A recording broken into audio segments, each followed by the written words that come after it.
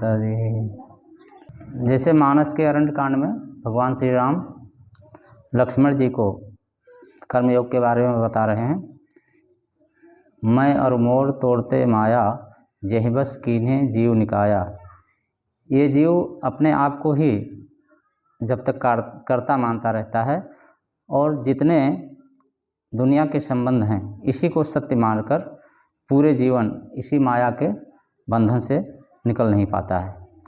इस कर्तापन से बाहर निकलने के लिए जैसे भगवान श्री कृष्ण ने अर्जुन से बताया है कि श्रद्धावान लभते, मतलब 3 चीज़ में भगवान यहाँ पर श्रद्धा बताते हैं। 3 जगह पर श्रद्धा होगी तब आगे अध्यात्म में बढ़ा जा सकता है।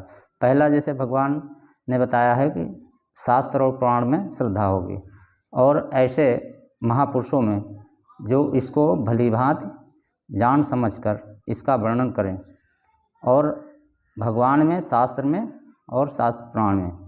अगर इन 3 जगह पर श्रद्धा नहीं होगी तो इस माया से पार नहीं निकला जा सकता है, ऐसा भगवान बता रहे हैं। जिस कर्मयोग की शिक्षा भगवान श्री कृष्ण अर्जुन को दे रहे हैं, क्योंकि भगवान स्वयं कर्मयोगी हैं। कर्म करते हुए, गृहस्थ जीवन में रहते हुए शास्त्र मत से कर्म हो, वही कर्म अगर मनुष्य करे तो जीव का उद्धार हो सकता है। भगवान अर्जुन के माध्यम से जीव मात्र को यही संदेश दे रहे हैं।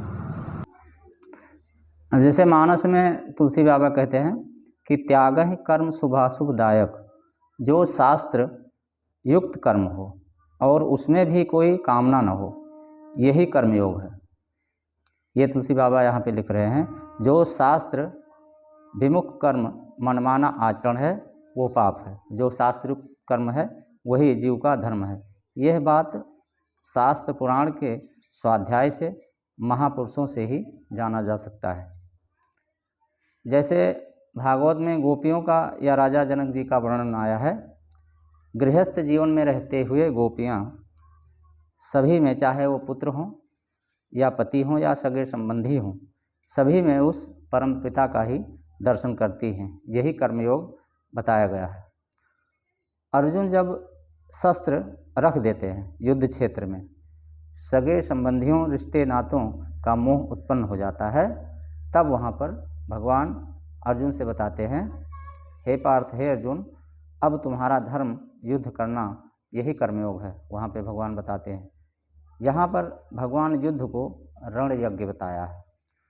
तब अर्जुन भगवान से प्रश्न करते हैं कि हे भगवान, ये कौन सा यज्ञ है जो आप मुझे बता रहे हैं? अगर महाभारत क्षेत्र में युद्ध हुआ तो कितने लोगों का संहार होगा, तो क्या इसमें पाप नहीं होगा? तब भगवान अर्जुन से बताते हैं, हे अर्जुन, तुम क्षत्रिय हो और क्षत्रियों का धर्म है पापियों को दंड देना, इसमें कोई भी पाप नहीं लगेगा। भगवान यहाँ पर अर्जुन से बताते हैं कि कौरव पक्ष ने जो पाप किया है वो क्षमायोग नहीं है। यही बात वशिष्ठ स्मृति में वशिष्ठ जी ने भी बतलाया है। जैसे गृहस्थ जीवन में रहते हुए यदि कोई किसी के पत्नी को अपमानित करे या जहर देकर मारने की कोशिश करे, आग से जलाने की कोशिश करे, या अकारण ही तुम्हें कोई मारने के लिए सामने आए, या धन का हरण करने की कोशिश करे, ऐसे सभी लोगों को मृत्युदंड के अधिकारी हैं।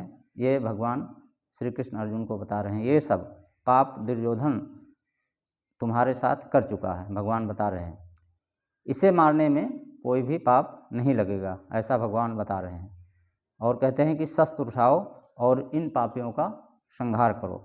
भगवान बता रहे हैं कि कोई जैसे कई जन्म तक कर्मयोग का आचरण करते करते तब जीव के अंदर भगवत भक्ति उत्पन्न हो जाती है, ऐसा भगवान श्री कृष्ण अर्जुन से बताते हैं।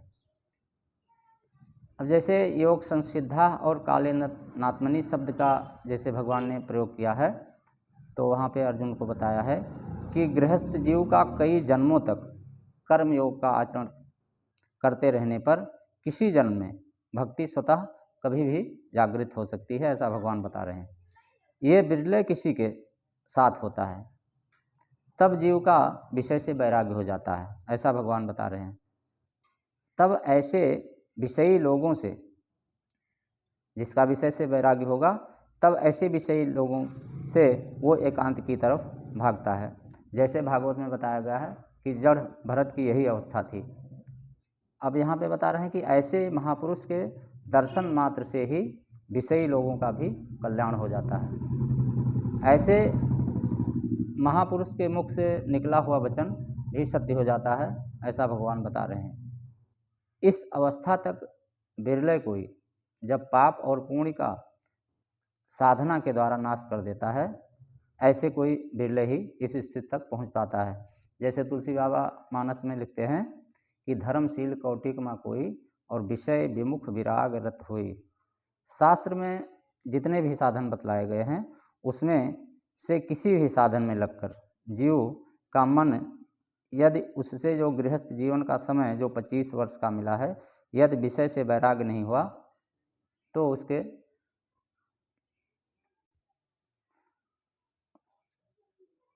उसके जो जीवन का लक्ष्य है, जो शास्त्र का मत है, जो पाप और पुण्य का चक्र जो चल रहा है, अभी पाप की मात्रा अधिक है, इसी से इन विषयों से वैराग्य नहीं हो रहा है।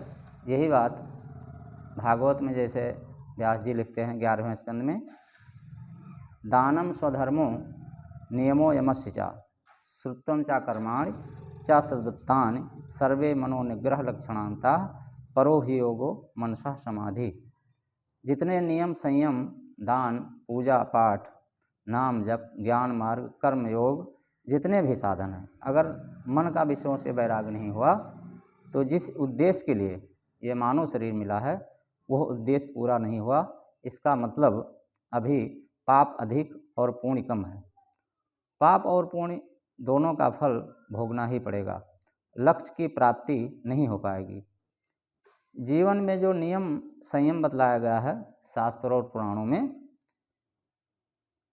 सबसे पहला नियम सभी वर्ण जाति या स्त्री पुरुष, जैसे पद्म पुराण में बताया गया है कि सूर्य उदय से पहले स्नान करके दिनचर्या की शुरुआत करनी चाहिए, क्योंकि शरीर में जैसे बताए गए हैं कि 9 द्वार हैं, इन 9 द्वारों से मल निकलता रहता है। बिना स्नान किए इसकी शुद्धि नहीं होती है।